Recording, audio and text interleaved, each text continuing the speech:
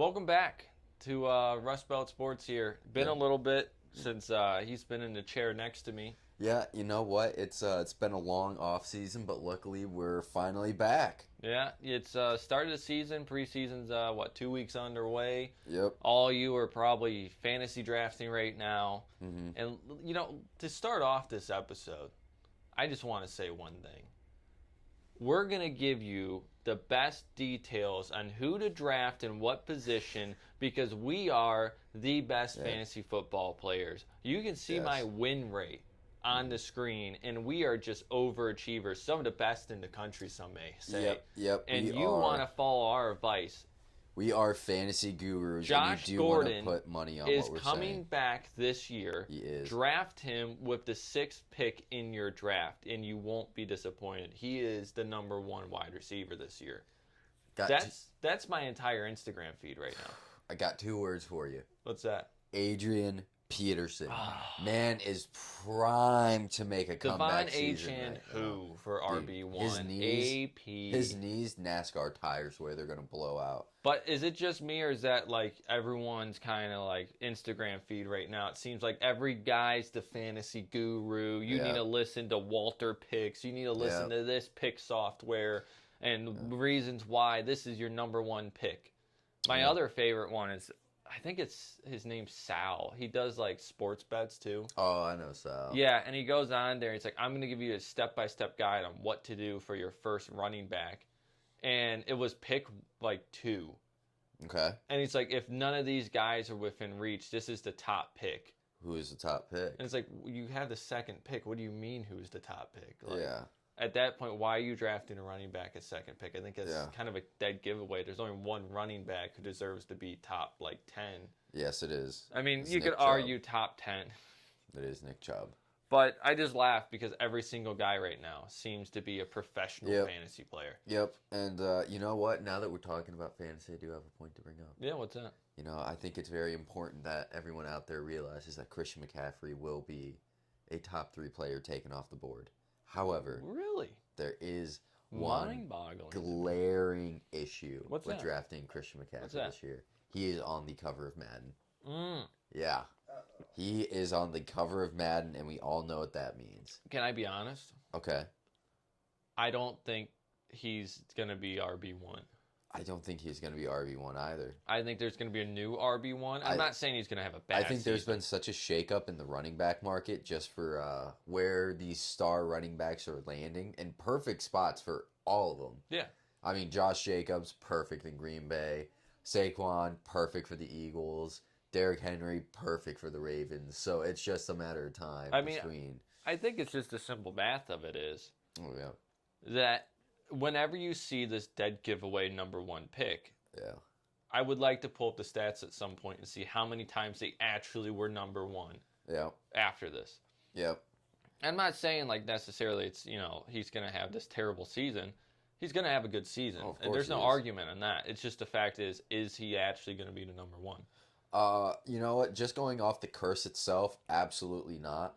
But yeah, no, that's about it. Just going off the curse, absolutely not. You know, he was bound to fall off. Christian McCaffrey always gets hurt, which is a sucky thing to say because we have to say it every at some preseason. point And you he's- know, he's I gonna had him lo- on my he's gonna fantasy miss a team game. last year. He was a dog for me. I want him to be healthy. I want the Madden curse to be broken with Christian McCaffrey because, I mean, a healthy Christian McCaffrey is better for the league. No, it is. I mean, the thing is, it's just a matter of how many games does he stay on the field Yep. for.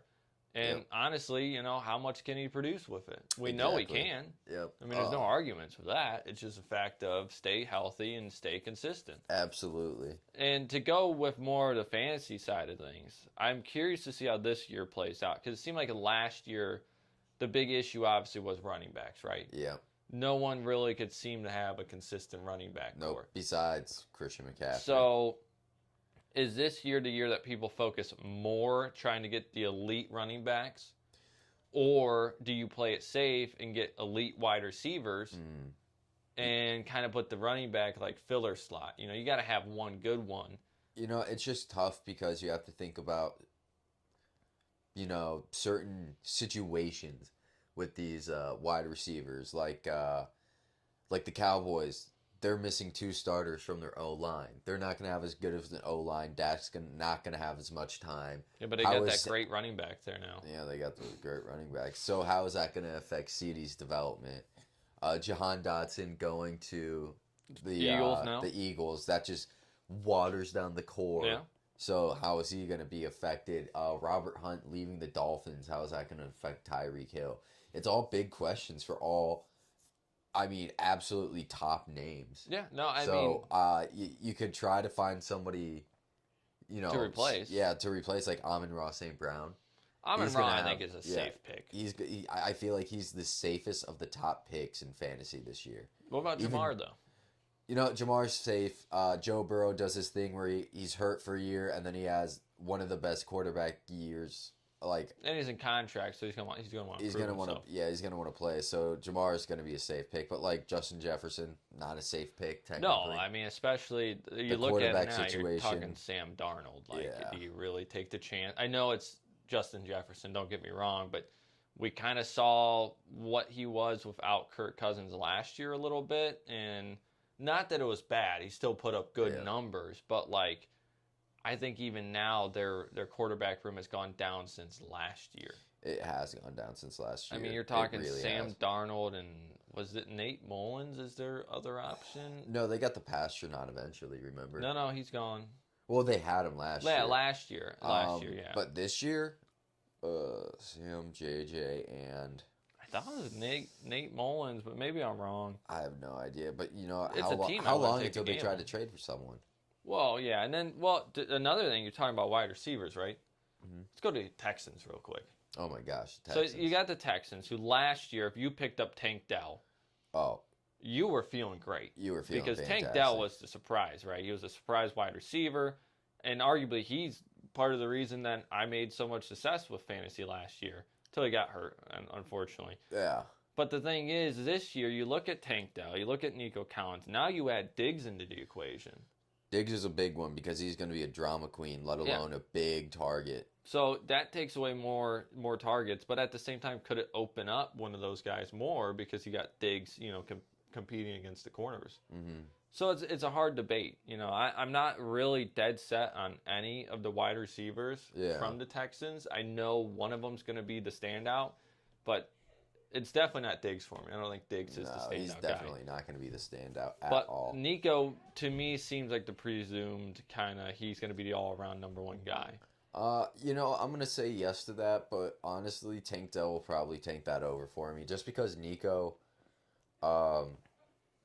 he just got so much better because there's nobody else there. Yeah, like true. Tank Dell. So they got Schultz still, too. Oh, yeah, Schultz is a big one. But I feel like once Tank's back, it's going to switch completely. And don't forget, they got a running game this year. Oh, they do have a running game this year. Yeah. What? No. Joe Mixon. Oh, that's right, Joe Mixon. Because Dameon Pierce is just not... Oh, he was horrible. Look, and he's horrible this preseason, too. I don't know what's wrong with him, but he is bad. I mean, you're going from Singletary to Joe Mixon. And arguably, I'm not a Joe Mixon fan. Mm-hmm. But if you look at his numbers for the past few seasons, he's probably the most consistent running back that's been out there. And that's on the Bengals, who, to me, have never really had much success running the ball. Yeah. I can't really think in my head, hey, who's their last, big name running back? I mean, obviously, Joe Mixon's a big name, but, leading the league, big name. It's just, you don't see it. The Browns are known for Nick Chubb. Uh-huh. Steelers had Le'Veon Bell. Najee even had a year or two where it was hey, he's going to be the guy. Yeah. You got Breece Hall and the Jets. You think of Breece Hall. All these places, Pacheco and KC, but it was always seemed like Joe Mixon was just kind of that guy that was there. He put in the work, and he did it. Yep, and just the gears of the factory. So to add that to that offense as well takes away even more, to me, reps from the wide receivers. Opportunity, I guess, is a better term for it. Yeah. So that's why, to the Texans' point, I love what they've done, but at the same time, may take a little bit away from what was cooking last year. Yeah. You throw in where CJ doesn't have to throw the ball 40 times a game to win games because you didn't have a running game. Now you have a running game, maybe his stats come a little more to, where we're going to see him. The distribution of pass yards and everything. But who's going to be the guy getting the touchdowns? That's the key question. Yeah, that is a key question right there. And honestly, I could see Diggs being that guy there because I think Diggs has a good frame for it. But we'll see. We'll see. We'll have to see. I do have one big concern about fantasy this year. What's that? And it's Derrick Henry. Oh, Derrick Henry, I don't think he's going to be that big of a running back this year. I think obviously he's going to be solid because he's Derrick Henry, but I think the Ravens just lost 3 starters for their O-line, and you have Keaton Mitchell coming back from an injury, and he's one of the fastest running backs on the field. Yeah, he was great when he was absolutely crazy. So, I'm just worried about Derrick Henry and where to draft him because, again, hurt as heck O-line, but that RB2, crazy skill. Crazy different than Derrick Henry, too. Well, so we'll see. To go with that kind of point with the Ravens, another thing that I saw, and it was a stat that I saw, if you look on a team like the Ravens, who arguably are running, mobile quarterback, their running backs never rank within the top 10. No. For fantasy points. Now maybe it'll be different. Maybe it'll be different because you got Derrick Henry. You're moving on from J.K. Dobbins and Gus Edwards to Derrick trio. Henry. You had like that little trio going for a little bit. Yeah. Now Edwards was a touchdown machine. He was turning out touchdowns, but when it came to rushing yards, not your guy. He was the fantasy boomer bust if he got the touchdown. He was the tush push for the Ravens basically. So Derrick Henry puts into question, what's going to happen there. And another running back team tandem that is a big if is going to be the Dolphins. We know what they did last year. Arguably, if you had those two, you were pretty solid. Yeah. Moser and Achane were insane. And everyone seems to be in the belief that he's going to be the number 1 running back this year. But you still have Moser, who still last year put up good numbers. Mosert's crazy. I think the age is just getting to him. But you still can't take him just complete. It seems like everyone's just like crossing him off the list. Because it's like, all right, he hit 30-something. He is done. But he's proven time in and time out that he's able to do it. Yeah, absolutely. And he's great with touchdowns. I mean, he's a touchdown scoring guy. He really is, yeah. He's so, a machine. As much as I want to believe he's going to take that step to number 1 with Moser on the team, he's still splitting carries. Now, if Moser gets hurt early in the season, Devon's number 1, I think. Oh, yeah, that's a given. But who do you get at that point to back up Achane? Oh, there's someone, I'm sure. I know. There's always someone that steps up to the plate, especially in that offense. I mean, it's a great offense. Yeah. So, I mean, you got that. Another person to end my discussion on fantasy that I think a lot of people haven't talked about too much is the Colts. The Colts are interesting because with AR coming back, I mean, we really don't know how AR is going to be for a full season. But like Michael Pittman Jr. and Josh Downs should be incredibly happy, and with the Jonathan Taylor not sitting out due to contract issues, it's going to be a big year for the Colts. They do have a pretty good O-line. Their defense is sneaky good. Yeah, their defense is sneaky good. Remember, they were a playoff caliber team with Gardner Minshew leading the way. Yeah. So with AR back, he should be good. I did hear reports though that people were making fun of the Colts, during those joint team practices because he wasn't throwing the ball. AR wasn't throwing the ball too much, but he was running it almost every single play. So, a lot of give and take because you can either hear that and go, ooh, not good for the wide receivers. You could hear that and go, ooh, someone's going to break Cam Newton's rushing touchdown record. It goes back to kind of where the Ravens are. If AR is running as much as possible, does Jonathan Taylor, produce at the level we expect him to? Or is he going to be on the back burner because AR is going to be taken off and not dishing the ball out to him as much? Obviously, he doesn't have Moss behind him anymore, taking reps from him, which is a plus.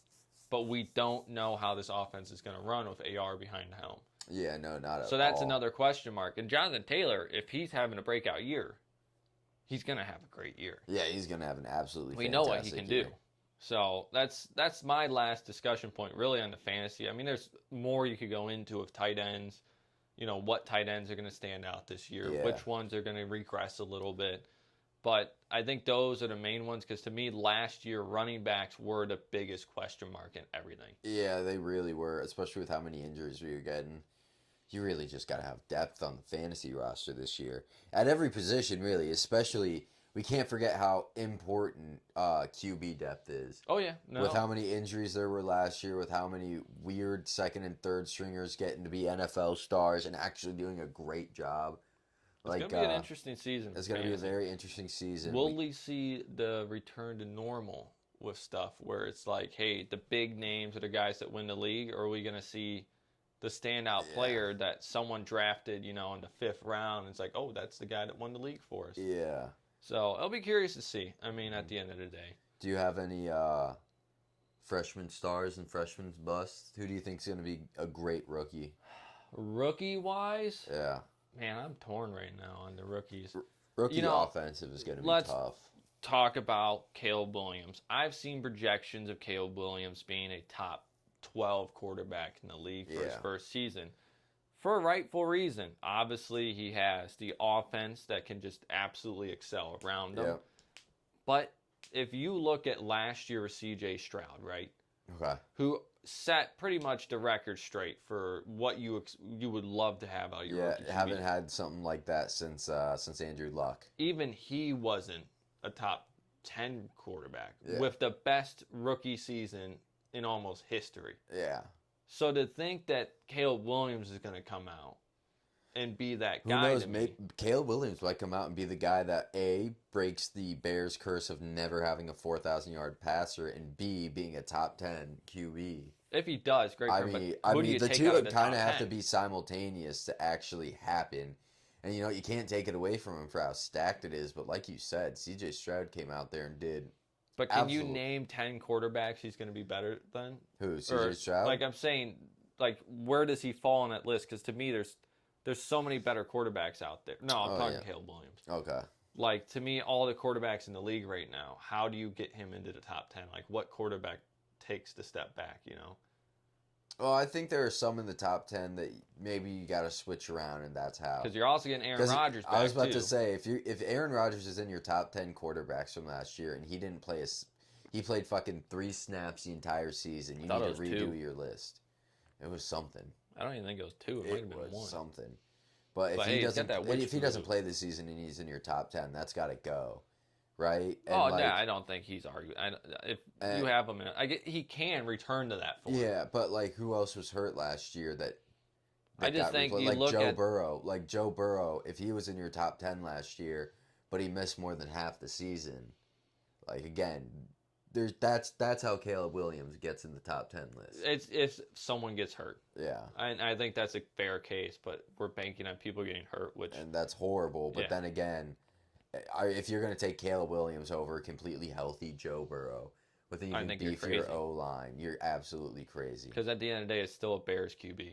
Oh yeah, that's going to be so. I mean, tough. that's this at the end of the sentence. You go, it's still a Bears. That's going to be so tough, especially when he's just carried by his defense the entire time. So there's a lot of question marks with fantasy this year, but I think mostly the running back to me is the position that I know personally from experience last year. That was my make or break. Yeah. If I had a good running back week, it seemed like I was winning. Yeah. But if my running backs did nothing, it was all over. Mm-hmm. And I was playing the most random running backs at times. That just didn't make sense because there's nothing else I could do. Yeah. I mean, we had teams in my league playing Jonathan Taylor and Moss at the same time just because, hey, maybe he'll get a touchdown, and that still puts you in the top 20 for the week in running back. Yeah. Just getting a single touchdown. It's so crazy because I had Christian McCaffrey and Josh Jacobs, and Josh Jacobs was so cold. Yeah, and it's like Austin Eckler last year. Exactly. And if he just performed like he did the year before, even a little bit, it would have been so crazy. I feel like that's one of the reasons why I didn't do as well as I should have. I mean, when we talk about freshmen, fantasy prospects, you got the Giants, right? Mm. And their brand new Neighbors is so tough. Their brand new spanking wide receiver. Yeah. But at the same time, you got Danny Dimes slinging the ball, and he's got who's his second wide receiver to take away, coverage? Wando Robinson. Wandell Well, you got Robinson, Slayton, right? Slayton's still Darius there. Slayton. But my point is, it's yeah. not like a true number 2, really. Yeah, no, he's not. So he's going to have a lot of coverage against him. I mean, who knows? Maybe he will be because he's never really gotten the chance to be a wide receiver. I mean, if he breaks out, right? Yeah. But yeah, I mean, fantasy's going to be an interesting year, but not to deep dive too much on that. We can make a separate video. Yeah, no kidding. Let's get into meat and potatoes here. All right, let's get into some meat and potatoes. We're a Browns podcast. We are. We tend to lean towards the Browns side of the conversation when it comes to football. I think we need to address the giant elephant in the room. All right, let's hear it. Let's talk about quickly the stadium discussions. Oh, yeah. We're going into this season, right? We're homeless as of 2028. Yep. Nobody seems to really want us. Yep. Cleveland says, hey, we gave you the best offer. Take it or leave it. Brook Park says, hey, all right, well, you know, if you come here, you come here. We don't really care if you come here. Yeah. Seems like it's going to be a headache for us if you do. Cleveland retaliates and say, all right, well, fine, we'll up the offer a little bit. Mm-hmm. We'll give you the Muni lot and this on Browns games, and we'll try to make it work. Haslam said, no, we want a dome. We can't build a dome there. They want to bulldoze an airport for a stadium. That's not going to work. Nope. Just stay where you're at. Yeah, you will really kill a lot of Cleveland and Cleveland's vibe if you take away the stadium from everybody. It's easy to say build the dome, but you need to go to a Browns game and actually experience what the dog pound's like in the stadium and then be like, okay, I can see why you'd want to keep this. It is a very nice stadium to change. It's not a bad The lake effect wind is our thing. It's like our home field advantage. For a stadium being 30 years old, it's not a bad stadium. No, it's not a bad stadium. And plus, we need to win our division at least once while we have the stadium. We haven't done it yet. We can't. No, we do need to do that. We can't build a stadium, never winning it, and then tear it down. Yeah, it's kind of ridiculous. We'll build you a new stadium if you win. We need to. Yeah, honestly, that'd be way too much. And so, for reference, when we talk about this, we went to one of the preseason games, right? Yep. And I've talked about this, me personally, on this channel about what the stadium means to Cleveland, the outdoor atmosphere, everything like that. Yep. We went to that stadium in a preseason game. I think within 5 minutes of me and you sitting down, we both said, maybe I do favor this. It's just more. so much nicer when you're there. And you're like, man. You're outdoors, the sun, the breeze. You see the beautiful key banks. The blimp. Oh, the Goodyear How are you going to blimp see the just blimp in stalking a the dome? entire field. You know, the walk into the stadium, we were complaining about it because the stadium seems so close, but the walk is so far. Yeah. And then you see every other Browns fan flocking to it. And you're like, okay, this is pretty nice. Or the mid-halftime, you go to the Smokers patio, you got the view of the lake, people puking in the corner. It's very beautiful. It's part of the character of us. It's why the feel. Take it away? Yeah, I don't. What are we gonna do with? I mean, I get it. Why not host a Super Bowl with a dome? Awesome, I do. Why not?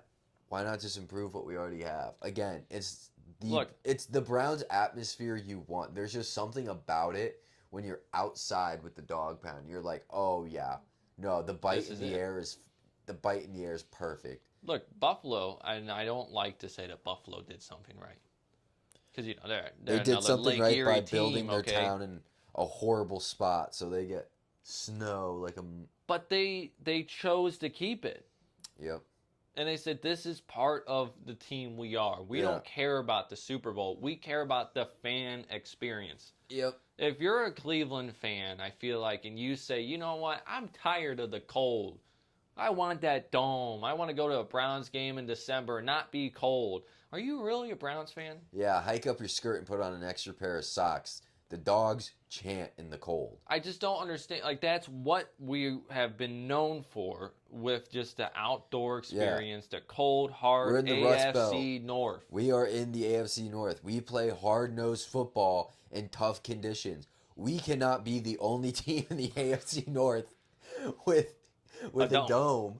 Meanwhile, you have J.J. Watt and Derrick Henry and Joe Burrow pounding at your door, just wanting to doesn't steal the dinner make off your sense table. because then they come in. You go play at, say, the Steelers Stadium, Acrisure Stadium. Yeah, it's that cold January crisp air. Yeah. Oh, the Browns are gonna lose now because they're little babies. They're used to Yeah, playing they're in their used, 75 used to it degrees. heated. Yep, 75, little humid. Oh, yeah. I don't no, want to. I coddled, don't want Taylor coddled. Swift coming to Brook Park. No. We don't need it. Okay, keep her away. Keep the stadium how it is. Just improve what we already have. Let us be winners with what we already have before we just call it. It makes no sense to me. And to add to that, you know, there's always all these articles that come out breaking down like the financials impacts of both stadiums. The Haslam's are out here praising how much economic impact this dome's going to bring to the area. Yeah. But at the same time, you got a lot of people, I forget, it's called ASME. They're like the people that host all these events. Mm-hmm. They organize everything. They're the big shots of, like, you know, hosting concerts, Yeah. Conferences, things like that. And they even said, well, the Super Bowl isn't really proven to, you know, benefit the economy that much. By the time you spend the money on it, factor in stadium costs. Crazy. All that. The other point of it is they're like, we already have Cleveland booked out for millions of dollars of events without this dome stadium. Because when you come to Cleveland, you're downtown. They look for that. Yeah. You know, if they host a big old conference in Brook Park, you're 20 minutes from downtown. And the thing is, no one in that conference is really going downtown at that point. They're all going to stay in their hotel. Yeah, they're all just going to stay around Brook Park. And it's like, no. And there's really not that much to do in Brook Park. No, there's not, especially compared to Cleveland. You know, the metropolis of the Midwest. So the problem is it's not beneficial enough to build the new stadium, but obviously that's what the Haslam's want, and that's what they're pushing for. And now that's where the rules come into place in Cleveland, where Cleveland's threatening, hey, you know, you guys move out of Cleveland, we might have some legal issues here. Yeah. Because there's a law in place in Cleveland, because this happened before all the stadium was built. When they moved the Browns, they created the law to protect them, so Cleveland, if they lost the sports team, Cleveland recouped all the money from it, pretty much. Yeah. So now they're threatening that. It's like, it's not a threat. It makes sense. It does make sense. Coming from, I have background in construction, and we've seen how all these other stadiums go. We are 4 years away from needing to be in that stadium, pretty much. Yeah. And I don't know if anyone realizes, but building an NFL stadium, it does not happen overnight. No, so it doesn't. It takes... We're coming down to the time crunch here if the 2028 is a sticking point. Mm-hmm. Because we don't know if we can even build a stadium quick enough. No. To get to that point. They haven't broke ground. They haven't done surveys. They haven't done anything on that new lot.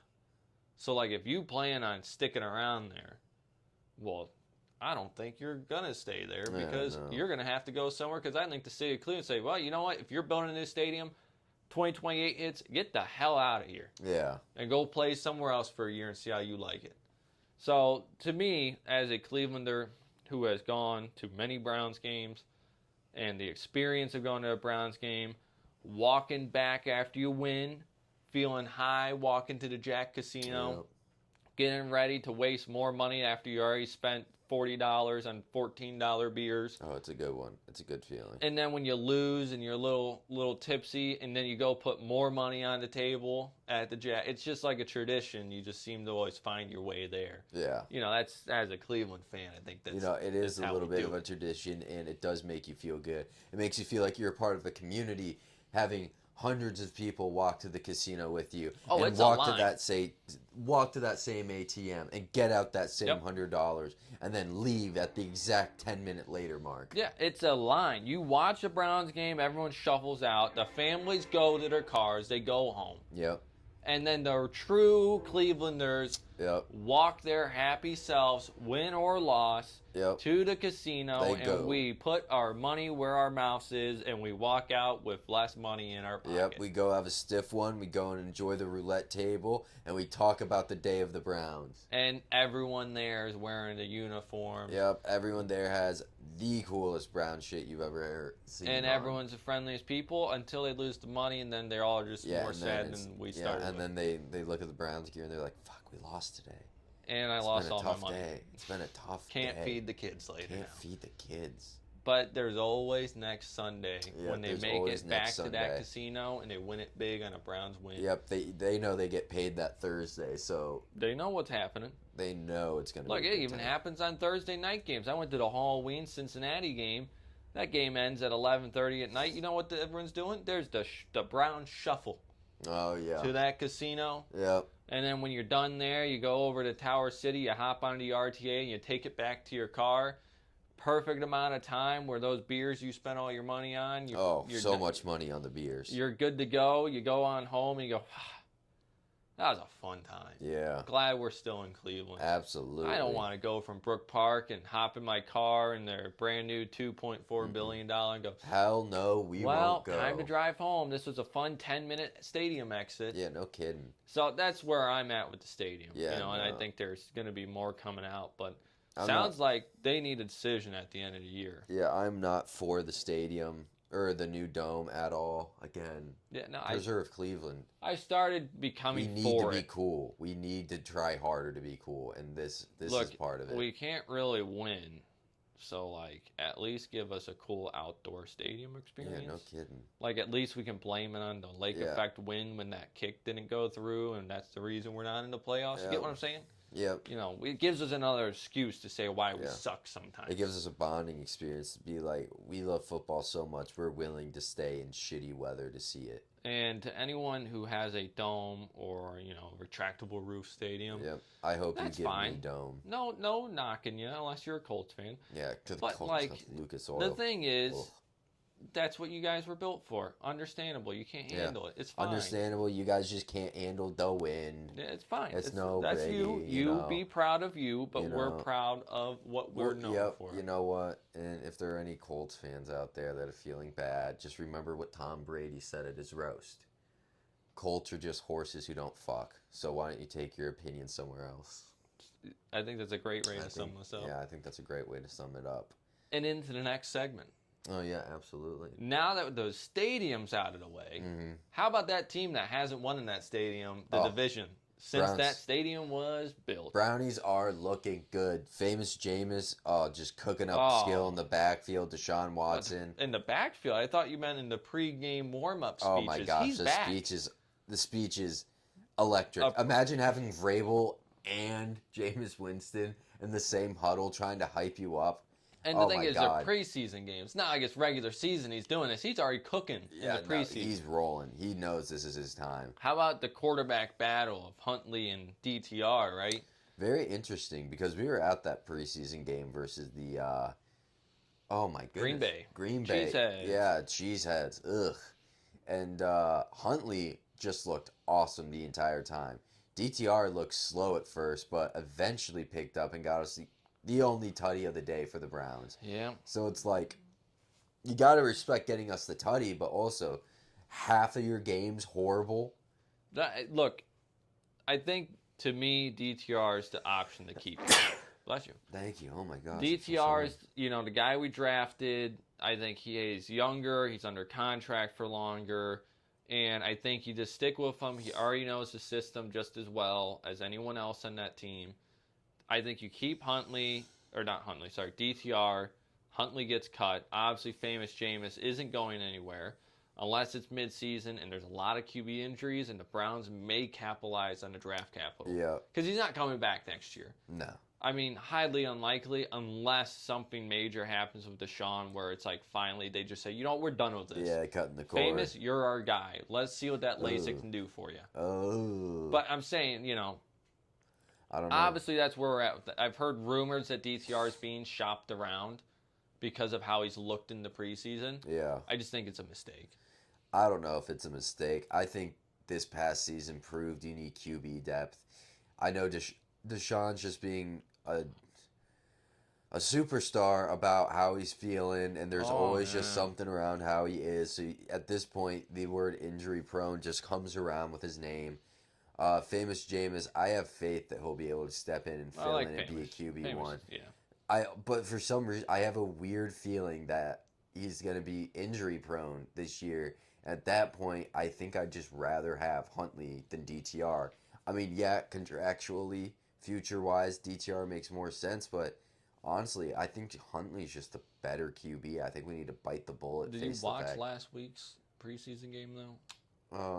Against Green Bay? No, against the Vikings. Oh, no, actually, I didn't. I missed that one. You might want to watch that before you talk about Huntley. Why?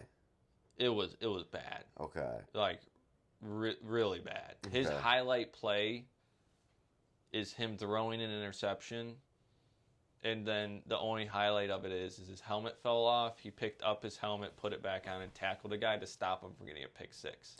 Ah, that is tough. He threw 2 picks. That is tough. Wow, he's still better than Danny Dimes. Against backups. Ah. Yeah, like this is not Yeah. not cakewalking this. He looked really bad. I think there's a reason why you would think that Huntley, with the experience he has, would have been picked up by multiple teams possibly, but the Browns are the true guys that took the chance on him. And then I looked at his stats a little bit more when he was backing up, starting for the Ravens. It's not a good stat line. No. No, DTR has about the same stat line. Ah. Okay. So, to me, Huntley just doesn't make sense. Okay. I get it. Competition, drive DTR to be a little bit better. But I think at the end of the day, I think it should be, Deshaun, Famous, and DTR. Okay. All good points. I guess we'll have to look at the game footage that we have so far of Huntley and actually... I think once you see that game footage, I think you'll... I'll make my decision about him later. I think once you see it, though, I think it'll come to you. Yeah. But, yeah, I mean, Deshaun, obviously, we've heard the rumblings that Deshaun's finally going to make his preseason debut week 3 here. But at the same time, we've heard a lot of people saying that he's not going to do it because apparently now his shoulder's sore from throwing during practice. We're not even into the regular season, and we're already having issues with him saying his shoulder's lingering. What exactly do you do as a Browns team with this? I mean, what possibly options are there here? I feel like at that point you just say, I think they're fake. I think they're just saying it to get everybody scared, to let their guard down, and it's all a ploy. The guard against Deshaun. Dude, I don't even know what to tell you anymore. It's pathetic. That's just what you got to tell yourself. Because, oh my God, dude. It's sad at the same time. Again, it wouldn't be a big deal. It really wouldn't be because you're allowed to be sore after having a job where you do something like this. But to have it be reported and for you to take time off of practice for it must be horrendously horrible, right? It can't be a normal type of soreness because, being sore is completely fine. But being this sore that has to be reported on, you miss practice. Multiple times. Yeah, I guess it just must be the worst. He's just really hankering for a massage. And it seems awkward. Like, you hear Stefanski talk, right, about Deshaun and what's going on. Mm-hmm. It's almost just an uncomfortable feeling of, okay, is he fine? Is he not? Even Stefanski doesn't seem to know. Yeah. I mean, they talked about him starting in week 3, and Stefanski's just he should know this. I don't really know why he's shocked by it. Mm-hmm. We talked about this, but then Deshaun's like, oh, no, this is the first time hearing of this. Yeah, it's... how are we a team that's about to go in a regular season with a $55 million a year quarterback who didn't even know he might be starting in a preseason game? You guys are actually having conversations, right? This isn't a Russ thing where it goes through an assistant it's and just you play ridiculous. Telephone. I mean, it's awful. And you look at this team, and there's a lot of what ifs. Denzel Ward just had his 5th concussion. Crazy number, but yeah. Why is that man not wearing a Guardian cap? At this point, just give him the Guardian cap. Force it on him. Oh my God, glue it to his head for God's sake. Make him safe. Honestly, I'd hate to say it. As a fan of the NFL, why are we not forcing players with concussion history to wear Guardian caps? Yeah, you get 2 concussions. I mean, come on. Put on the cap. Am I wrong for saying maybe just take the precautions that, you've had 3 concussions, you're going to have to start wearing this if you want to keep playing? Yeah. Maybe it hampers their ability a little bit, but, we're talking player safety to maybe missing one play here or there because you couldn't see right or your head couldn't turn because you got a little heavier helmet on. Yep. I don't know the difference in the helmets as far as what performance abilities they cause. Yep. But just I feel like My he should God, be wearing it. give our boys a chance. I mean, Give our boys a chance. we've seen a lot of injuries happening this year across the preseason. It's not reassuring. One for fantasy and two for fans. Yeah. I mean, our offensive line is looking pretty rough. Mm-hmm. I mean, we don't have a tackle if our life depended on it, really. Nope. Now they're talking about making Jack Conklin the left tackle because we have more depth at the guard position than we do at the tackles. He hasn't played tackle in years. Nope. It's a desperation thing right now. We're not even into the regular season. Well, we were at the preseason game. Our backup center lost his ankle, broke his ankle on the field. Yeah, that one was tough. That one's always tough to see, but at least it wasn't Pochik. So, I mean, we just can't seem to have an offensive line that stays healthy anymore. And it doesn't seem like they really did enough to address it during the offseason as far as the depth goes for that position. No, I don't even think they did anything in the draft for it either. I think they really said, "Oh, our O-line's going to be healthy and we're going to be dominant with it." And instead of going, "All right, our O-line's coming back from injury and if we can't bandage them up well enough, these are the holes we have to plug so our ship doesn't sink." They did not go in with that mentality. No, we got plenty of defense. They went in with the we're good enough, just let us get healthy. And it's like, no, that's just not the way you can do it in the National Football League. You would think that running with what we have, right? We have Chubb who's going to eventually be coming back from injury. Yep. Deshaun who's injury prone. You would think that the offensive line this is like the Joe Burrow situation. Maybe we should have made sure our offensive line was beefed up to protect these guys. Yeah, no kidding. And that's a concern for me. Defensive wise, our defensive line is still looking pretty. Yeah. We got a lot of depth at defensive tackle. You still got Smith and Garrett. Smith's apparently fully healthy after his injury. Kind of crazy, but he's going to be very injury prone. I can already tell. We did draft another sketchy character model for the Browns. Okay. You know, we can't seem to go without taking the chance on someone with a lot of history. Gotcha. We're talking Mike Hall here. I don't know if you've heard what's going on with him. Oh, wasn't he arrested for reckless driving? No, for endangering a child. Oh, Jesus. And supposedly he threatened his I think it's his girlfriend, maybe wife. I'm not quite sure. Cornered her and then pointed a gun at her and said he'll shoot her right now. Oh my God! And this is not Midwest behavior, guys. The only reason he stopped is because she brought up the kid. Oh shit! So he's currently being Will investigated he for that. show up for the first game of the year? I mean, at least he's already. They just brushed it under the rug. Yeah. We don't worry too much about that. You perform on the field, we'll forget about it. I mean, they took the chance and Hunt rehabilitated himself a little bit. Then you got Deshaun. We've had a couple strings of just not good character development on our team. Yeah. And I think it does play a role in our performance sometimes. But Hunt turned around. It seemed like he picked up the slack and said, all right, I see where I went wrong. Yeah. Deshaun, well, we'll never know. No. Because no one really knows what happened and if anything did happen. And we never will really know. No, not at all. Not actually. And now we got Hall, which apparently... do you think Deshaun's going to retire after his season or his contract with the Browns? He'll keep milking it. He'll keep going. Why not milk it?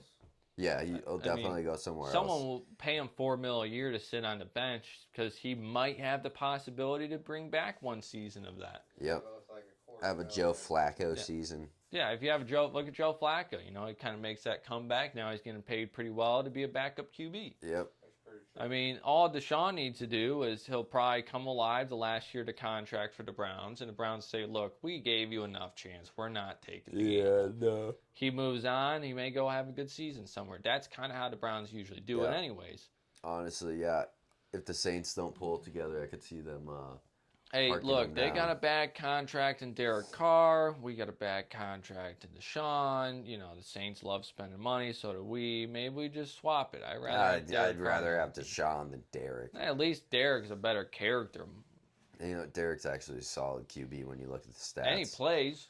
And he does play the game. At least you see him on the field. That's very important. And, you know, I did hear that Minnesota's been chirping at the Saints for him, so who knows? I mean, hey, look, if we're talking all negatives here, briefly to go over the positives, we got a great wide receiver room. Yeah. Amari's here for one more year. We got Judy now. We got Elijah Moore. Yep. You know, you can talk about the other guys in that room, but let's be honest, Drake Bell is Drake Bell, and Cedric Tillman didn't really have the season everyone wanted him to have. Nope. Maybe this will be the standout season. You got Njoku still. Chief. Chubb's coming back sometime this year. We'll see how that goes. Yep. You know, we're running the same pairing of running backs until then. Not that it worked out very well last year. It didn't do great. You know, he didn't even get 900 yards. Not worth paying someone millions of dollars when you got Chubb coming back. Yeah, no kidding. And we go back to the positives on defense. You got a great defense coming back. Cornerbacks can be good if Denzel Ward can shake this concussion stuff. Greg Newsome's of up on the trade block, but you got Emerson Jr. Great guy. Crazy. Thornhill's out there. Thornhill's a great guy. Thornhill's aight. Delpit's always good. Delpit, don't forget about Jock. Just signed that extension with us. So glad they signed a good linebacker to an extension. Yeah, no kidding. That's such a positive relief. It really is. And who is it? Jordan Brooks? Yeah, Brooks. Brooks isn't bad. No, we're looking good on all sides of the balls. We're solid. We've made improvements, but just piecing her together. It's just weird the improvements we decided to skip. Yeah. But you could justify it by having confident answers, but also, geez Louise, prepare, right? They prepared by bringing Mike Vrabel in to be an assistant coach. And you know what? That's what they said. They don't need any more O linemen. They did need Mike Vrabel. Oh, we got D Hop coming back. Don't forget about D Hop. Oh, yep. Cade York's out. D Hop's so in. Props to Andrew Berry, by the way. That was news today. We picked Cade York, who we originally drafted. Yep. Fun story. Cut Cade York because he wasn't performing. Yep. We get D Hop, great kicker. Love D Hop. Love D Hop. Then in the offseason, we bring back Cade York for a backup spot. He does really well in the preseason 2 games. And we managed to squeeze a 7th-round pick out of him. Yeah, I mean... That's an Andrew Berry move if I've ever seen. That is a great Andrew Berry move. He sold Cade York to the Commanders for a 7th-round pick, which I feel like they could have waited a week and Cade York would have been there. Yeah. Just saying. They didn't need to give us anything. They could have just waited it out. But luckily, we got a dog as a GM. Yeah, no. We got an absolute dog. Does a great job, and he deserves the extension that him and Stefanski both got. Yeah, no kidding. So he's really putting in the work for us every single second he gets. You know, where are you at in the record to end this video off probably? What's your ideal, what you think the Browns' record's going to be? I don't know. They have a really tough strength of schedule. If they can do 10-7, that'd be really, really miraculous to me because we have to face a lot of bad people. If they did 9-8 and squeaked into the playoffs, I'd also be really, really okay with that, honestly. So we're on the same page here. I'm 10-7. Yeah. I think 10-7 is the record that you need to make the playoffs. Yep. I think we'll be 3rd in our division. I'll take 2nd. You think they're going to be better than... Yep. Yes, I do. Which one? Yep. You got to pick one. It can go either way. You think they're going to be better than one of the 2 top teams, huh? Yep. Baltimore, you think they might be better than? I'd say both. Yeah. That is a bold-faced lie if you think they'll be better than both. That's not a lie. That's just the answer of a confident Browns fan. You should see my bets. Hey, I've learned one thing in my years as a Brown fan. Aim a little lower so you get to be surprised a little bit. I'm going to shoot for the 3rd because if we do anything better, I'm going to be the happiest Browns fan alive. Yeah. But if I shoot for, hey, we're going to win the division, it's going to be typical Browns. Typical Browns got 2nd. Damn it. Yeah. Damn it. But there is one thing we can say, and I think it's a great way to end this video. No. We will be better than the Steelers. Yep, a lot of things are going to be better than the Steelers. Shot. If we are worse than the Steelers, then it's a complete rebuild. Okay. If the Steelers get Ayuk, different conversation. If the Steelers just stay the way they are, I don't even think he would give them the advantage. They still, at the end of the day, are trying to figure out if you're going to run Justin Fields. When we've seen Justin Fields no, play. they're going to run Russ for a year, but then run Justin Fields for the rest of it. They're just going to give him. They're just going to give him the chance to develop. I would love to see Russ. Yeah, absolutely. They're definitely running Russ for like at least half the season. Well, Steelers fan, you have fun with riding with Russ. Because I can tell you right now, I would not want to be riding with Russ. No, I don't want to ride with Russ at all. I want to ride with Jock. Yeah, definitely Jock. I do wish Justin Fields the best. I would like to see Justin Fields pan out. Yeah. Just because, having two Ohio State QBs would be great. But it doesn't work that way. No, it doesn't work that way. The cookie does not crumble that way, and honestly, people. I'm glad it's not going to crumble that way because the AFC is already too stacked on QBs. We don't need to develop Justin Fields. To cause a little stir if anyone made it to the end of the video. Brock Purdy's going to show himself as a true system QB this year, I think. Oh, yeah, we're basically going to look at the new Kirk Cousins. But, Kirk Cousins, until he got injured, he was going to break a passing and touchdown record. High praise. Well, that's his ceiling. Kirk Cousins is his ceiling. That's his ceiling, that's for sure. Yeah. I don't know. He's looked pretty rough this year. Nah, he's going to be... But as everyone likes to argue, right?